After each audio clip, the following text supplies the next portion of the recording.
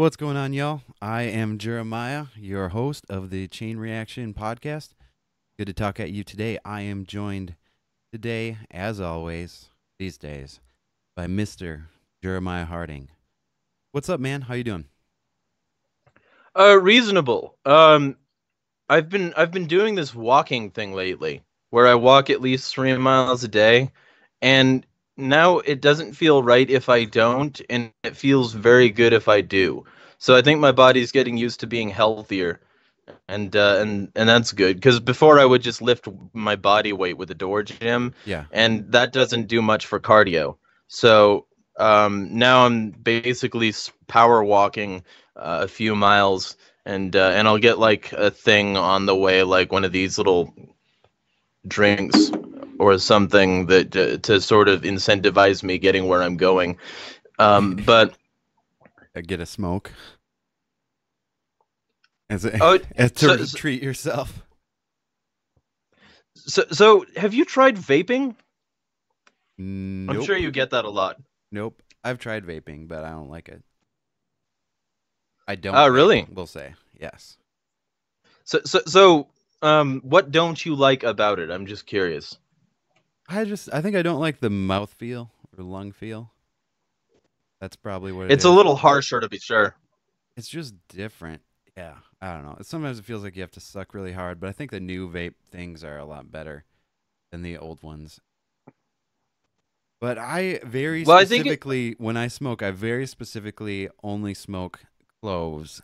So it's a very particular flavor that I'm looking for when I smoke, which is hard to replicate via vape in my experience. It's not just eh, a nicotine kick for me.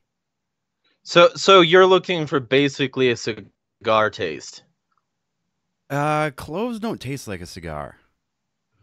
Well, in my experience, maybe it's just that my only cigars that I've ever had were clove based cigars, Gotcha. but like the cloves that I've had always tasted like cigars to me. I don't know how we got into this conversation, but we'll just continue with it for a sec. Yeah. Well, now like Dejarum Blacks are clove cigars, but they never used to be. They used to come in 20 packs, and they used to be cigarettes. But then Obama got in the office, and soon after, they outlawed flavored cigarettes. So the company had Really? to go through a mass rebrand in flavored by cloves. Yeah, yeah, because obviously that's marketed to kids. Like fuck you. I'm 20 whatever I was when Obama was elected. I'm not a kid. I need these. And yeah, so they had to go through a whole thing of rebranding, and they had to change the wrapper. They had to change what the wrapper was made out of Really? for the clove cigarette to turn it into a cigar, and then continued selling it. But it they never used to be cigars, even though they have been now. Back in my day, And I remember the days when Dijon Blacks were cigarettes. so just to be clear, um, Obama regulated away flavored cigarettes, but only certain flavors because, like, they still have menthols. That's a fucking flavor. It's one of the I only think ways that I'll menthol are the smoke a only goddamn ones. cigarette. Yeah, I think menthols are the only ones. I don't know. Wait, because I mean, It is still Marlboro, flavored, but Marlboro Next is about the only way I'll smoke a fucking cigarette.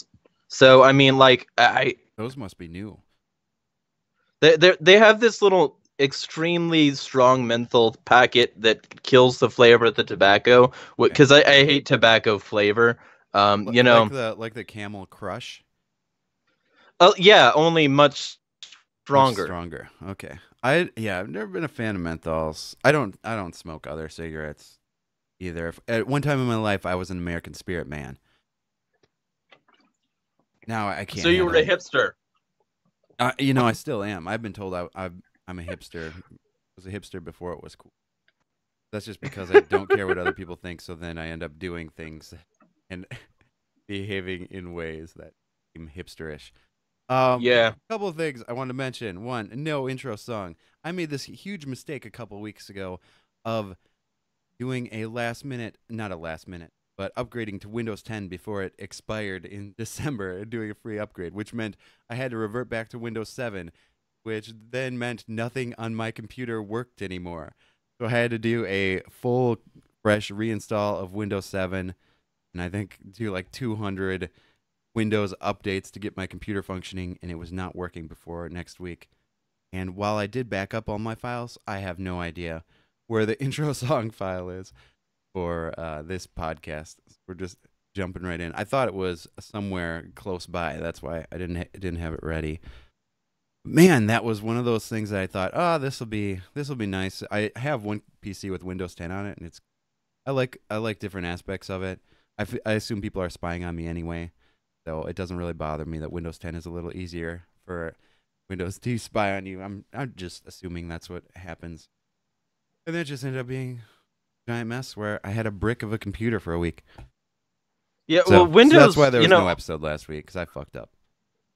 Honestly, Windows is the ultimate normie machine because, like, what they do is they load in a new feature that's, like, shiny and not very technically, useful. And then they get, like, enough of these features in, and then suddenly somebody's willing to upgrade. Unlike, like, Linux, or like, I hate to say it, but Mac. Because Mac, you have a very limited suite of software because fucking nobody develops for it. So, and that's, by the way,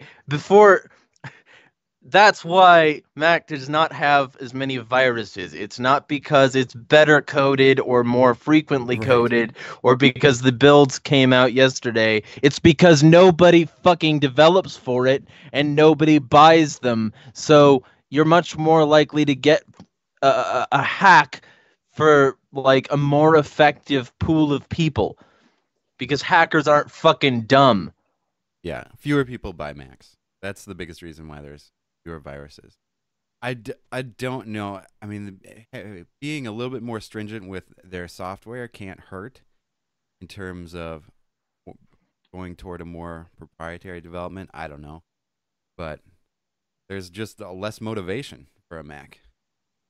Well, right, but I mean, you could, if you wanted to badly enough, you could just have an automated system that detected changes in the software, that maybe weren't even very obvious in the change log, and you could like see those changes and immediately know how to exploit them if you knew anything about programming.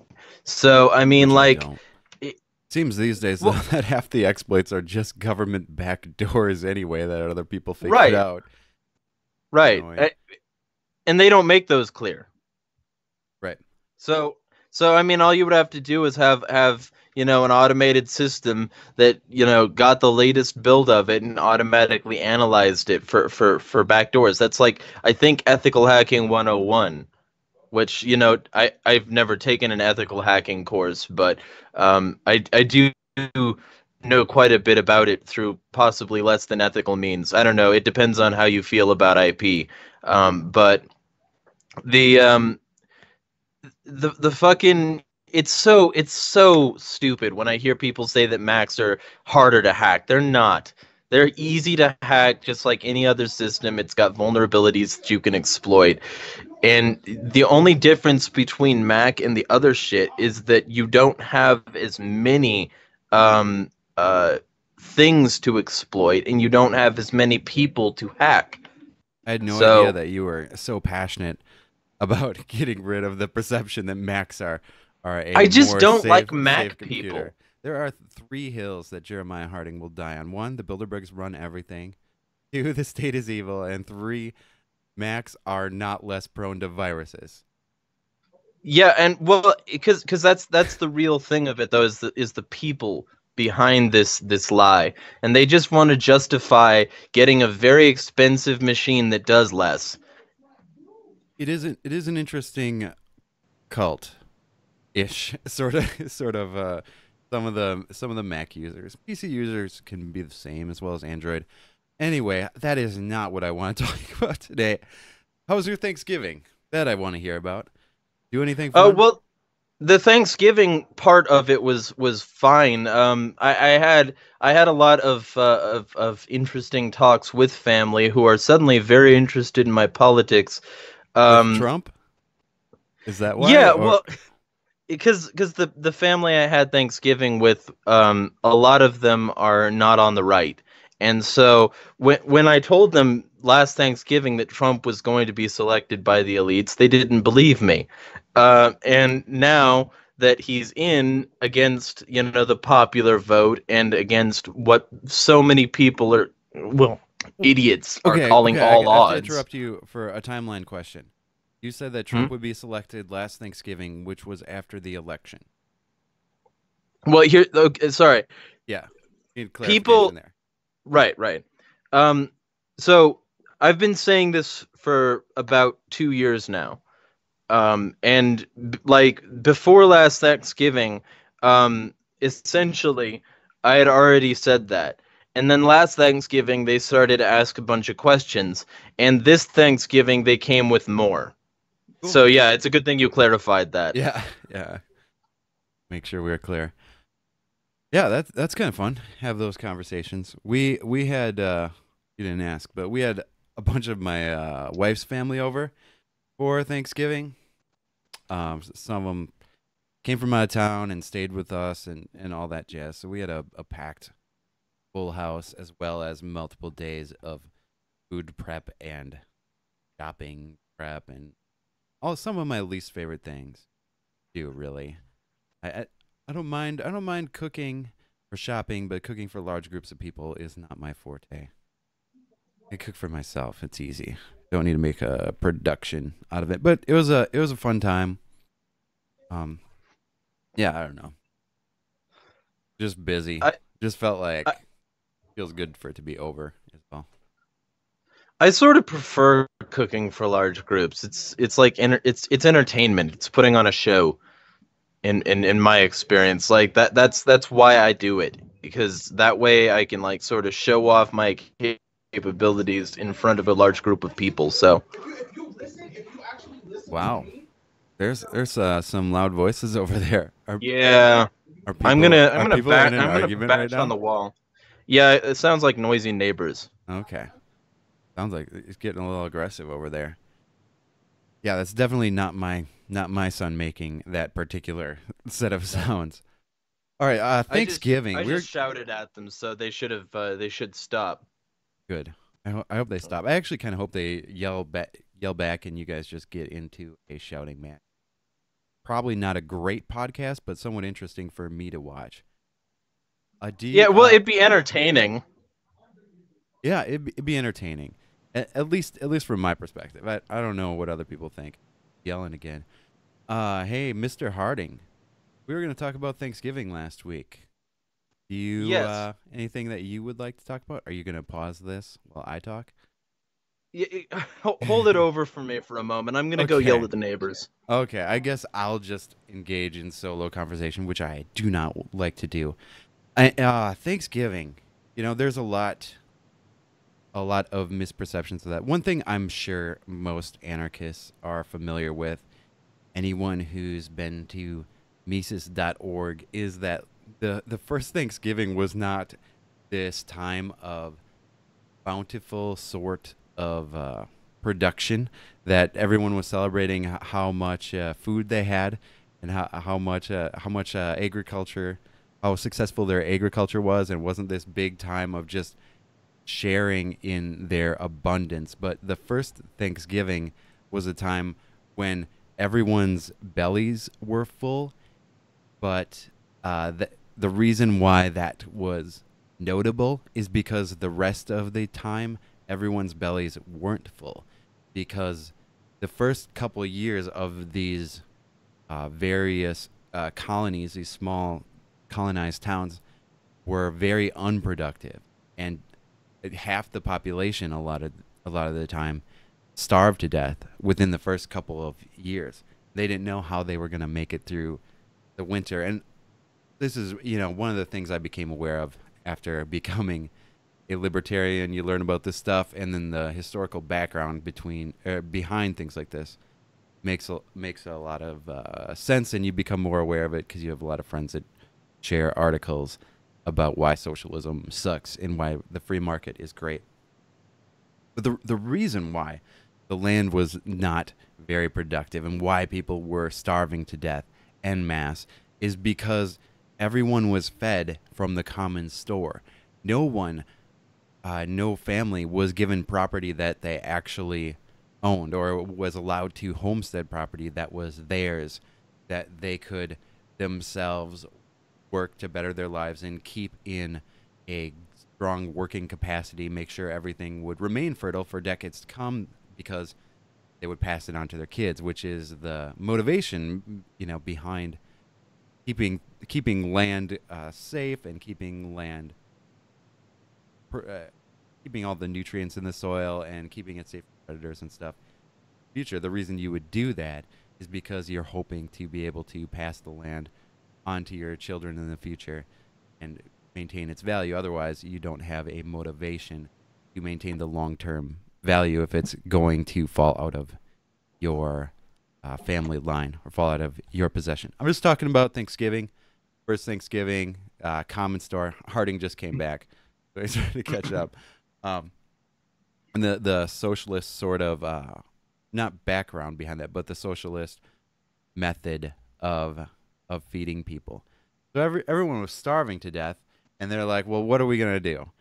So the next year, they decided that they would allow people to keep the product of their labor. And while in previous years they literally had the town police force young, able-bodied men to work in the fields at gunpoint. They would beat the drum to get the men to work because it turns out people didn't want to work when all the food went into the common store. That the incentive structure of that is all sorts of fucked up. People would rather they just would steal a lot of times from the common store as opposed to actually working the land because you feel like you're working on behalf of someone else as opposed to your own family. And you have to take care of yourself first or you can't take care of others. If you just went the previous winter and your kid died and your wife died, what are you going to do? You're going to keep working your ass off in the field for, the good of everyone when when your labor doesn't even go to help your own family? No, you're not going to do that. So instead, the town changed the incentive structure. And then they no longer had to force people to work in the fields at gunpoint. It turns out if people are allowed to fend for themselves, first, they'll actually be quite productive and laborious. And instead of all the women staying at home with their kids and hanging out while the men worked, which was the way that the economy or the way that the work was structured, now women would be out in the fields with their children helping to farm food and milk the animals and make things more productive because they could do it for not just for themselves, but for the good of their own family, and not just for the good of their neighbor who they probably thought was lazy because they weren't working very hard, or because they faked an injury, or because they were the ones known to steal from us. Maybe they were the ones holding people at gunpoint. What happened after that, unsurprisingly, is mass productivity. It turns out the land was actually very arable in the U.S. and they had an abundance that very year. It really saved all these different townships from dying out completely. They would have failed in some respect because they were on pace for everyone literally to die in a decade's time. Harding, any thoughts on that? Remarks? I got more. Well, I mean, obviously, if you don't have any sort of any sort of incentive on a personal level to do something, if it's not for you and if it's not for your family, if it is for somebody else, then I mean, sort of a more modern example, and a more personal one to me. I quit a job at Jack in the Box because I was fucking commuting for 45 minutes either way every day that they had me working, and there was a point at which there wasn't any money actually coming in. There was my hours were so slim that that like the amount of money that I was making wasn't paying for the car. For the And yeah, so the commute. yeah, and so I quit. And so, I understand that, like, and I think most people do as well. And of course, if you're going to be essentially ushered around at gunpoint, it's going to be for something you don't want to do, because if you do want to do it, the only reason you wouldn't is if you were stubborn. And when you're trying to survive in the wilds with, no modern conveniences like we have now, being Right. stubborn can get you killed. So, Yeah. And here's one thing. I'm guessing most listeners know that, and maybe most listeners know what I'm about to say. But one thing I've learned recently, just about this, the inception of Thanksgiving, is that it wasn't that the people of the townships, Jamestown, and I can't remember the other one. That's a common one in the Mises articles. Really, is where I know this from. But it wasn't that the people got Plymouth. together. Yeah, Plymouth. It wasn't that the people got together and decided that, hey, we should have this common store. We should all, take from each according to his ability and to each according to his need. They didn't get together under these Marxist principles and have it in their head that this is what they were going to do. And it wasn't just something that was arbitrarily forced upon them by the local governments. This was a part of their British sponsors' requirements for the colonies. What they required, that these people could not own land that they homesteaded, essentially, in the New World. That land belonged to the people who were sponsoring them, the various corporations. And what this was, what this way, and what they wanted to do is organize society so that people did what they're best at.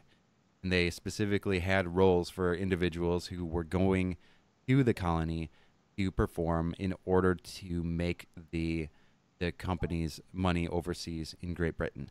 So what this was an attempt to continue the feudalism of England in the U.S. across an ocean. And it's this state business collusion that was actually at the heart of the socialized economic system of these early colonies that was so destructive.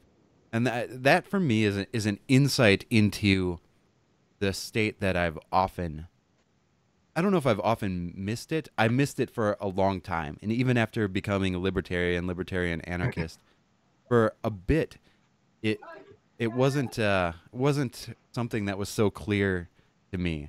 I that these businesses colluding with government really was about the most insidious thing that governments do, is the corporatism, and that the biggest in my mind, from my analysis of history and watching the world, the biggest incentive for government growth, the biggest impetus, is corporations looking to create some sort of monopolistic privilege, and being the oligopoly that they've always tried to use the state to be. And it's at the heart even of the founding of the U.S., is an attempt to use state power and use business state collusion in order to benefit on the backs of the workers, the productive.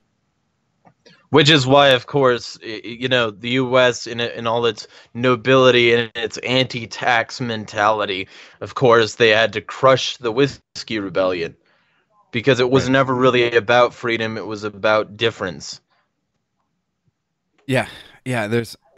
And the one of the biggest things that's only for the last year, probably for me, maybe year and a half, in relation to this, is I always, it's just one of those carryovers from growing up a right wing Republican in my household, and being, sort of a kind of Ron Paul libertarian for a while, where he thought, yeah, the Constitution. We should just stick to the Constitution. The Constitution is great. What a great way to try to limit government. What a valiant attempt to try to keep state power from growing and getting out of hand. I mean, look at all these different words, and look at the Federalist Papers. that are about the Constitution. I just had it in my mind that this was some glorious, remarkable, admirable thing. And even as an anarchist, I thought, well, good try. It obviously failed, and it obviously can't work. But the thing about the Constitution is that it wasn't a good try to limit government. Hmm. Do you wanna remark on that more? I feel like I just keep ranting.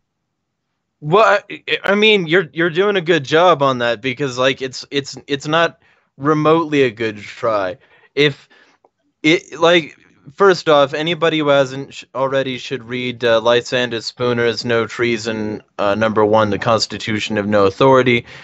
It's a fantastic little read with lots of good quotes that can come out of it, Yeah. and one of them is something. I'm not reading from a script or Right. anything, but like one of them is something very similar to the Constitution has either created what we have, or it has been powerless to prevent it. Either in either case, it's unfit to exist, And he's and saying that in I like think. 1840 something, I believe.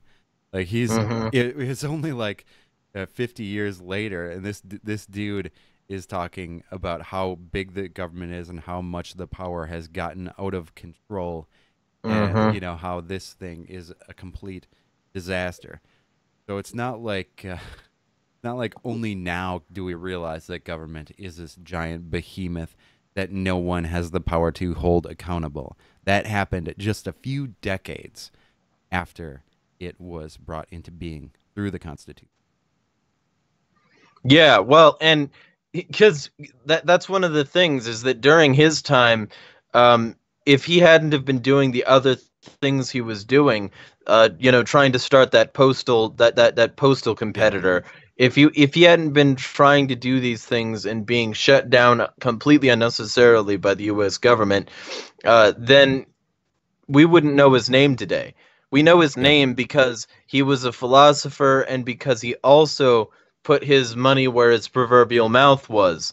And, that's what so many people these days lack. I mean, even the strongest anti constitutionalist isn't doing anything better than the Constitution would be. Because the Constitution isn't the worst possible mean, but it's also not remotely the best, and it's not what we should be shooting for because it's so far down, and it clearly is so ineffective, especially since your administration might respect the Constitution, but hey, then the next administration serves the people that wanted it a different way, that wanted it their way, that wanted their handouts, and then you don't get the Constitution again for the next 30, 40 years. Right. So As if anyone's ever gotten the Constitution. yeah. Like it's not like there's ever been a administration in US history that just followed the Constitution. It's from day one it's been expanding its powers. It's Right. Constitution's been used or ignored to expand government control. With almost, there's a few examples of government cutbacks here and there throughout history, but they're almost exclusively out of necessity so the government doesn't collapse.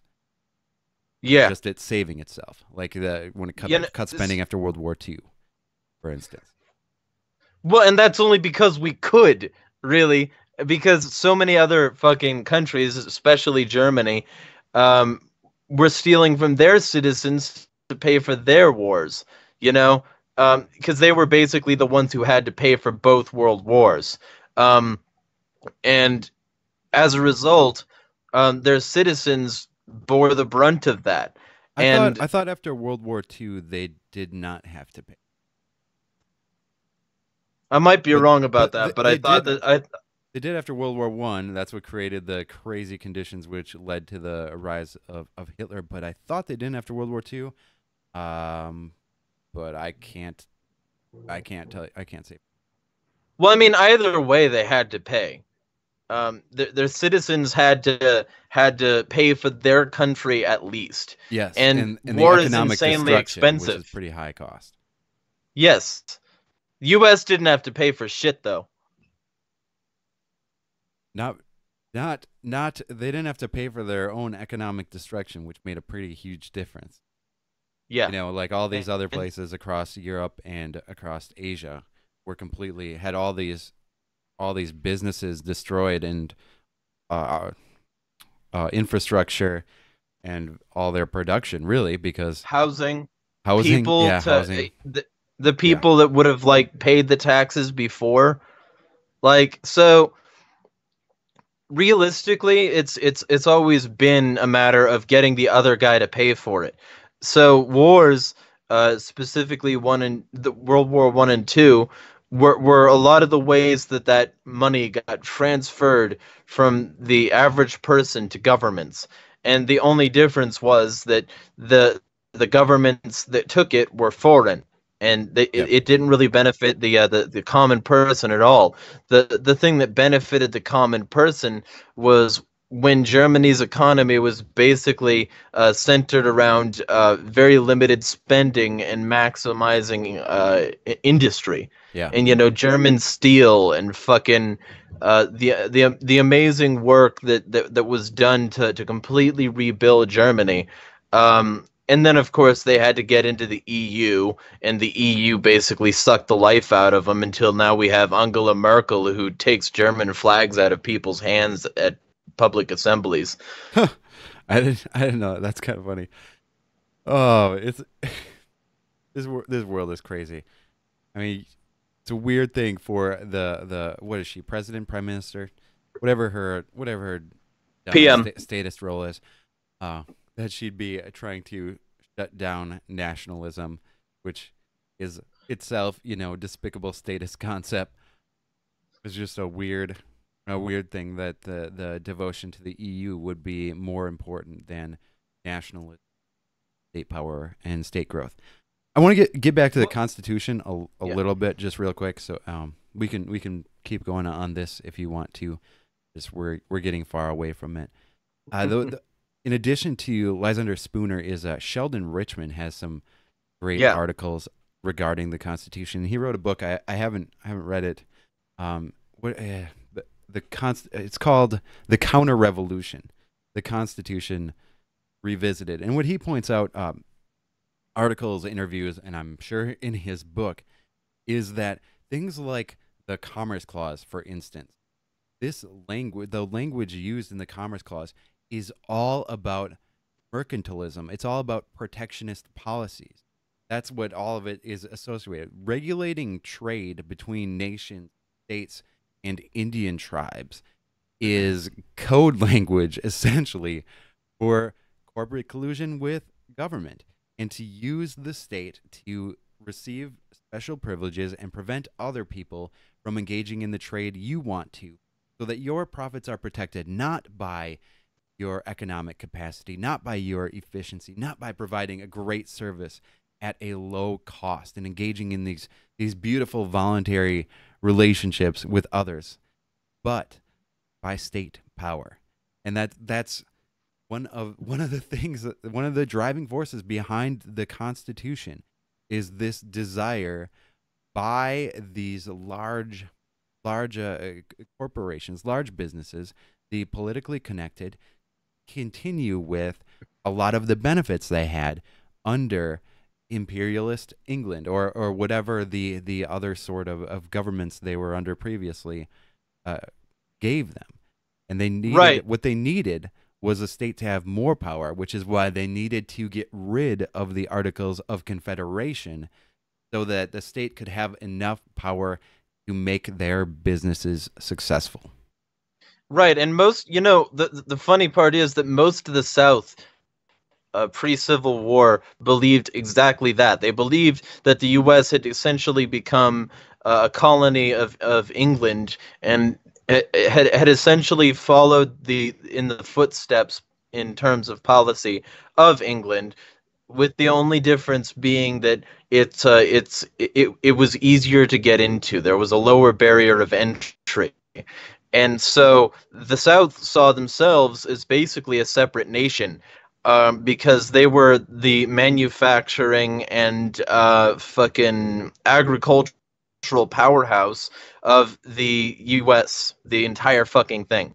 And so they Yeah. felt like they were getting ripped off. You know, and it wasn't slavery that the South was doing so well based on. I mean, cotton, sure, but a lot of what they were doing was essentially better efficiency levels, and the North was doing the same stuff. They had slaves too, um, and about the same amount and the same concentration, but what they didn't have was as much efficiency as the South, and so the South figured that they would break off from that, and the North didn't take too kindly to that in the same way that Britain didn't take too kindly to the original American shit. And so, like, it's always been a matter of trying to retain what you have. And Yeah. when Britain was about to lose essentially a brand new manufacturing powerhouse and a brand new access to trade routes, um, that's when they started to get upset.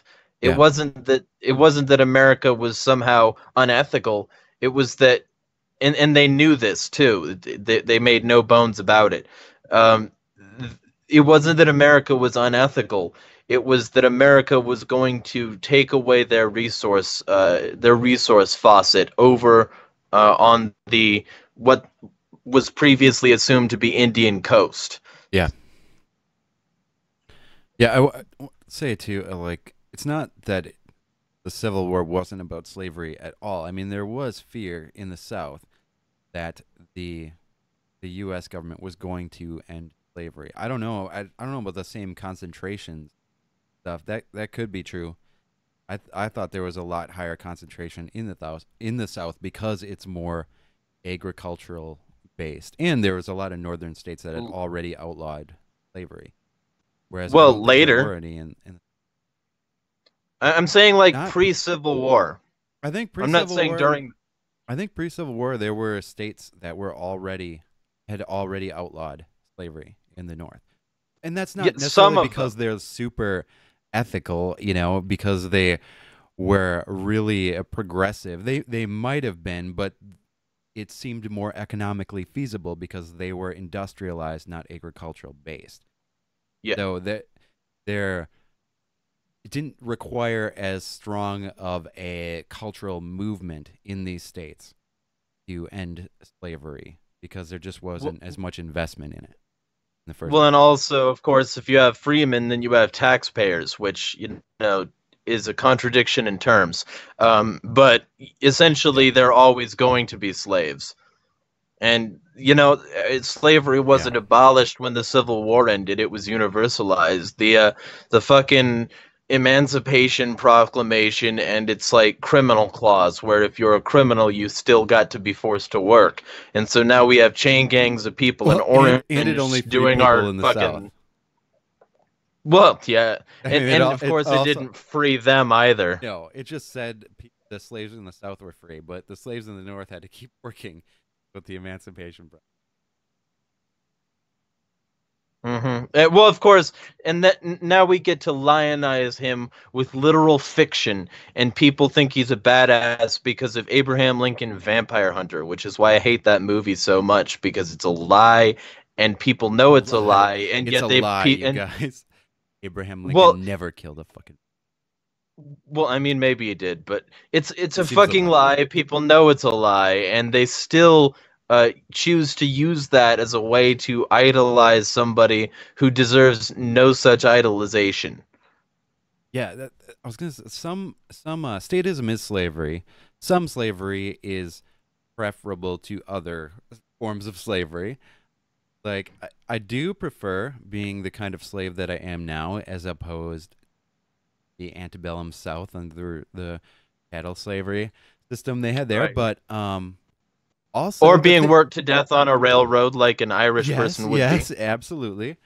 But also what I like about that form of slavery, which is an interesting way to begin a sentence, is that it's It's more honest. obvious. Yes, it's more forthright, and there's not as much propaganda surrounding it. People are willing to acknowledge, at least now, how horrifically evil that form of slavery is.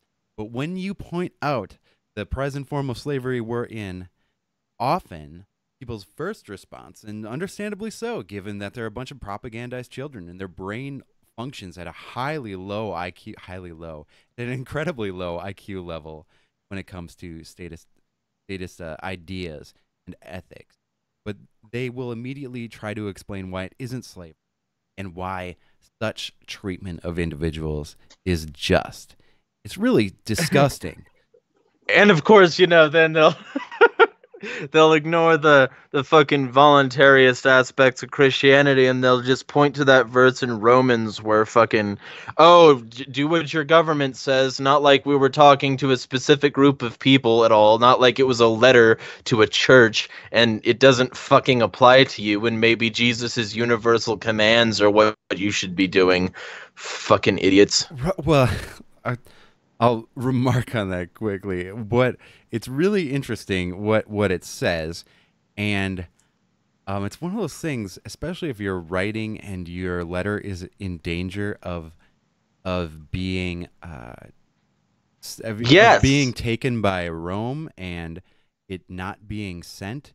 There are ways to write about things that are more subversive, and just a couple of phrases in that are super interesting that Paul wrote. One, he said that um, talks about governing authorities being from God, and then he says, and the governing authorities, the ones that are from God, are not a terror to good conduct, but only evil, and that uh, they reward good, basically that they reward good conduct and punish evil conduct. And he's talking to a group of Christians who are under Nero, who is known to kill a bunch of Christians. So if governing authorities that are from God don't punish good but reward good and are not a terror to good conduct, and this authority, quote unquote, is killing Christians who presumably, according to Paul's worldview at least, are engaging in good conduct. What that says, potentially, this is one potential interpretation of Scripture, is that the governing authorities that are killing Christians aren't from God at all and therefore aren't authorities.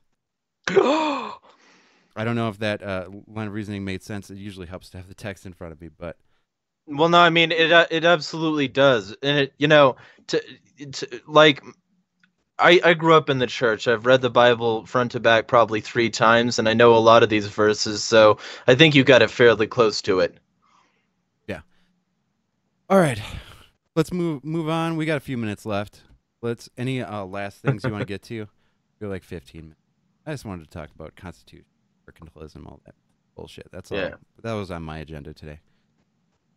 Well, I can talk about how this Larry Jr. guy who's on the Bitcoin core dev team says that fucking taxation isn't theft, and he's apparently a pretty hardcore statist in that regard, and he's been arguing with a bunch of people who were tagged in an Anarchy Ball post about this, but apparently he blocked Anarchy Ball after Ben posted a fucking screenshot of his tweet, which is Did you just out Anarchy Ball? oh no, he's been out for a while. Okay, I thought he was. But and Anarchy Ball isn't just one person Right. either. There's Twitter Anarchy lots of Ball people. specifically. Twitter Anarchy Ball. Yeah. But that I mean, we have a thing on Time to Free.us about how his baby fell into bad health and I think died. Yeah. It's been a while since I looked at that story, but we already said who they were. So Gotcha. I mean, if somebody didn't already know, which everybody knows anyway, if somebody didn't already know, then I guess Doesn't they know matter. now. Yeah. But let me see if I want I to can ask you, find are this you tweet. familiar with any other member of the Bitcoin Core dev team? And do they tend No, to be I just heard about libertarians? this guy. You just heard about this one. Happens to be raging statist. Although I consider anyone that says we need the government for law creation and police to be a raging statist. Yeah. That that adjective might not mean so much. Okay, so name is Luke Dash Jr. Um, time to. So I'm trying to find the tweet itself right now because I can only see a part of it Let's so far. yeah, But I don't. Let's move on from that then. We don't need to be all right, searching yeah. for a tweet and and waiting to do that. Yeah, I don't know. Someone on the Bitcoin dev team said taxation isn't theft. That's fine. Well, I'm and glad. I'm glad that statists are creating decentralized currencies, which have some hope of making a difference by bypassing state money. yeah, well, we just have to hope that he doesn't let it interfere with the decentralized mission of Bitcoin Yes. because everything that happens to Bitcoin passes by him. Yeah, and if you're figuring out how you can set Bitcoin up such that it can be more easily taxed by the state, that's a bit of an issue. A bit of an issue for Bitcoin and these currencies itself. Anything Well, on the right, blockchain. but he's also kind of it's ironic because he says here like 3 days ago, capitalism is evil. That's a tweet. Yeah, interesting. So I wonder if this came out because it came out a few weeks ago that the Ethereum developers were socialists. And a Maybe. bunch, and I wonder if he's kind of getting on board with their thing. I know a lot of people who have gotten out of Ethereum because of that and instead into Bitcoin. Kind of funny that they might have gotten into another socialist enterprise, ironically. Yeah, well, and he says Bitcoin isn't capitalism. Yeah, It's just see, so I was just gonna say that. You know, socialists, people who criticize capitalism from the socialist perspective, often make such valid points, and you point this out too. Like they recognize the problem. That's why you said you don't give up on anarcho-socialists and commies. They recognize there's a really huge issue, and it's what we've been talking about today. And their analysis that there's this big problem with businesses, and they're super corrupt, and they get rich by violating others. They just don't always recognize that the reason that businesses aren't able to do this is a subsidized system of aggression known as the state. And the minute you yeah. have a state, you will have people seeking to use it to benefit themselves at cost to others because that's what the state is. And it's the only, it's the best mechanism really for making your life better Right. by being a parasite on someone else because it's Well, considered legal and legitimate.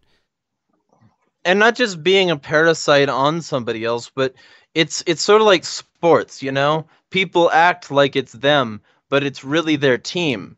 And so their team is the one doing the thing, and they're sitting by on the sidelines watching it happen. So like essentially you end up with this team mentality where if your team does poorly, you hate your team. But if your team does well, then your team is the best team ever. And so, and then there are some die-hard fans that are like, even if their team is doing the worst they've ever done, their team is still the best. Yeah. And that's what the hardcore patriots are. But this guy doesn't even seem like a hardcore patriot. Capitalism is evil. Bitcoin isn't capitalism. And I found the tweet too. No, he just fell into a different sort of collectivism. You know, Right. the Well, socialist ideology. and he says taxation is not theft in the first place. Even if there's no vote at all, you still have a moral obligation to pay just taxes. I made up an idea about a moral obligation so that I can steal from.